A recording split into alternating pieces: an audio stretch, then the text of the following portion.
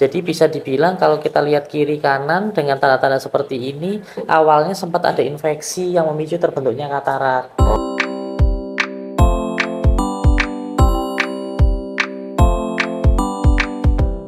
Mata kirinya dia sudah massa putih gumpal, terus riwayatnya juga sempat kayak nutup-nutup, itu tanda-tanda iritasi atau peradangan. Bisa jadi awal karena stroke atau IB waktu itu.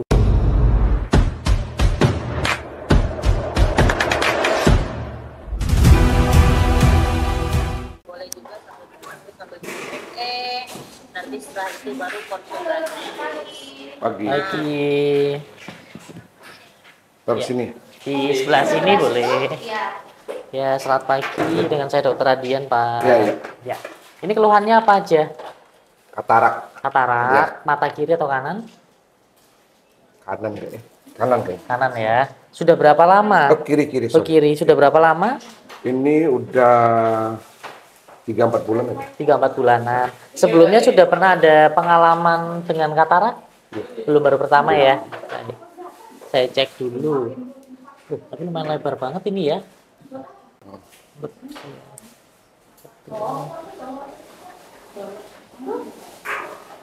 Sebelumnya sempat ada flu atau sakit mata? Kayak dulu pernah ada kayak cenut-cenut gitu. Oh, kayak bengkak-bengkak. Tutup, Kak. Oke, baik.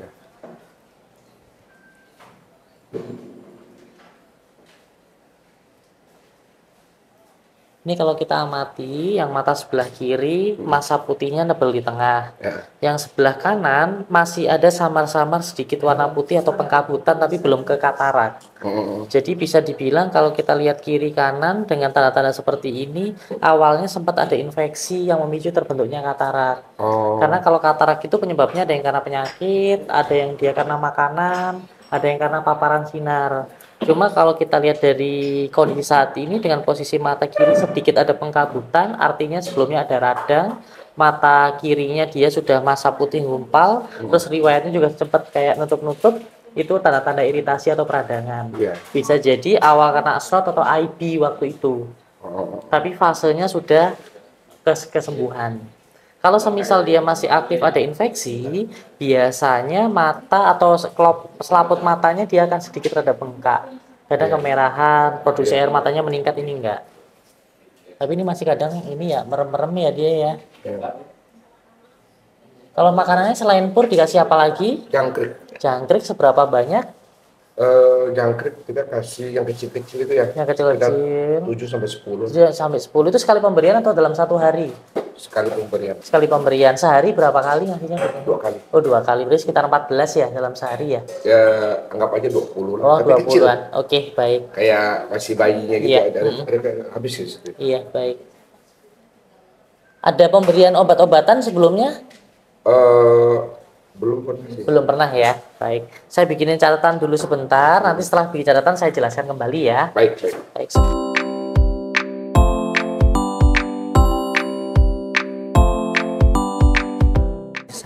Arah diagnosa sama plan treatmentnya nanti seperti apa. Dari hasil pemeriksaan secara umum kondisinya oke, abnormalitas hanya kita lihat pada bagian mata. Di mata kirinya dia mengalami kebutaan, tadi nggak ngerespon sinar. Harusnya normalnya ketika ada sinar pupil kan bisa kecil besar nih. Dia nggak ada, artinya cahaya nggak bisa ditangkap sama lensanya. Terus yang kedua di mata kanan ada sedikit pengkabutan. Terus selain itu kalau kulit integumen sebenarnya nggak ada masalah, cuma kayaknya dia mau mabung ya. Ya benar berarti. Jadi ini ada sedikit tanda-tanda dia mau mabung, jadi bukan ngarah ke penyakit tertentu untuk masalah rambutnya. Terus arah diagnosanya ngarahnya ada 2. Yang pertama mata kanan tuh uveitis itu radang bola mata, mata kirinya itu mengalami katarak. Untuk kalau uveitis secara umum dia menggunakan obat-obatan, jadi nanti sekalian obat tetesnya untuk mata yang kiri biar nggak melanjut jadi katarak. Untuk mata kanan karena dia udah katarak, kalau katarak harus dioperasi. Untuk operasi katarak tingkat keberhasilan secara teori 40-60%, tapi berdasarkan kasus-kasus yang kita tangani itu bisa 80-90%. Biasanya kita evaluasi untuk perlu tidaknya operasi lanjutan atau menyatakan dia sembuh atau tidaknya itu biasanya 1-2 bulan dari operasi sekarang.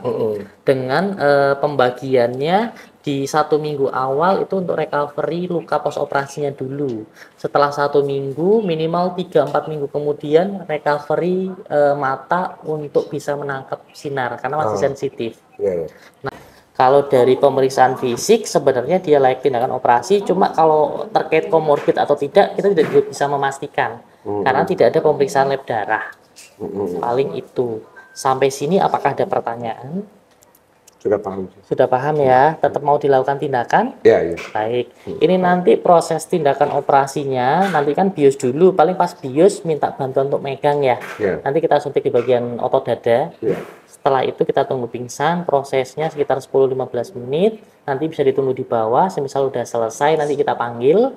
Terus pas operasi, perawatan utamanya nanti dia harus full kerodong, nggak boleh kena sinar langsung karena matanya masih sensitif.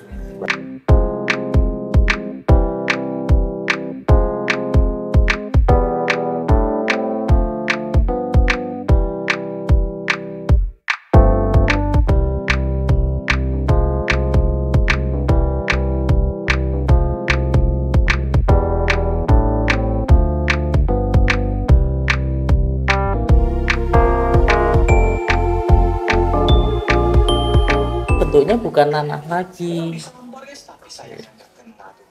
Nah ini yang kental putih-putih nih. Ini kan keruh nih. Terus ada kayak cucian beras nih. Nah dia udah mulai keras. Jadi tadi udah di flash. Masih ada sisa yang belum bisa keambil semua. Jadi pasti nanti dia harus ada operasi lagi nih.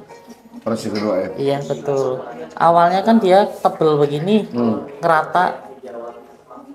Nah, dia posisinya masih begini. Yang sebelah sini sebenarnya udah bersih, terus ini kan ada kayak serpihan-serpihan. Nah, yang tebel ini nggak bisa diambil nih. Aduh, ini kan kelihatan putih tebel nih. Nah, ini dia nempel. Cuma yang area sini sudah saya flash, saya kerok. Nah, makanya ini di sini kan ada yang rada tebel, ada yang rada tipis. Ini masih ada yang melayang-melayang. Nanti waktu pulang saya beliin obat juga yang fungsinya buat mecah sisanya. Ya harapannya nanti pas mau operasi lagi yang ini juga pinginnya kita ini juga udah kepecah, jadi nanti nyedotnya biar lebih gampang.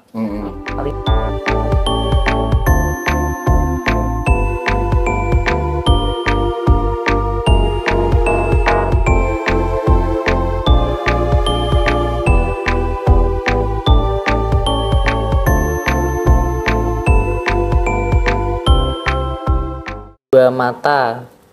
Karena yang satunya kan ada uveitis. Ini fungsinya untuk ngilangin uveitis sama untuk mecahin yang sisa kataraknya tadi. Terus yang kedua ini hanya untuk yang tadi mata habis dioperasi. Ini sebagai pengganti cairan mata buatan sama biar untuk membuat bola matanya biar cepat recovery. Ada nomornya sesuai urutan. Ini dulu baru ini jeda 10-20 detik. Nah, ini di botolnya juga saya tulisin nomornya biar nggak ketuker sesuai dengan urutannya.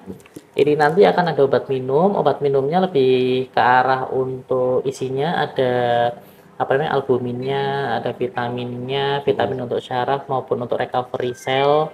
Tujuannya biar recovery-nya lebih cepat. Obat minumnya sehari sekali, saya bawain 2 minggu, jadi biar nggak perlu bolak-balik.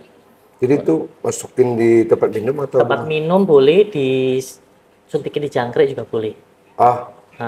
Nanti yang penting bisa kemakan aja. Intinya situ. Terus untuk obat-obatannya mulai besok semua. Terus ini nanti, nah, jadi obat tetes matanya 2 macam ya, sehari sekali, masing-masing 1 tetes. Yang untuk yang obat pertama untuk mata bagusnya kasih jam berapa? Kanan. Bapak luangnya lebih di jam berapa? Waktu luangnya pagi ya kali ya, pagi terus berarti. Satu kali sekali Terus yang kalau yang ini buat kiri aja, obat minumnya dan untuk 14 hari sehari cuma sekali. Ini yang obat wajib diberikan yang kita bawakan. Nanti semisal mau recovery-nya lebih cepat lagi, di bawah beli ini ada imun booster, Fat Essence imun booster yang Aves. Ini cukup 1 drop dicampur di minuman sehari 2 kali. Ini fungsinya lebih selain untuk meningkatkan sistem imun, lebih mempercepat nafsu makannya biar cepat pulih. Staminanya lebih cepat terjaga, sama semisal dia kondisinya lagi nggak fit biar lebih cepat pulih. Itu aja sih lebih ke arah sana. Tapi yang ini rekomendasi sifatnya nggak wajib. Itu saja, sampai sini ada pertanyaan? Hmm.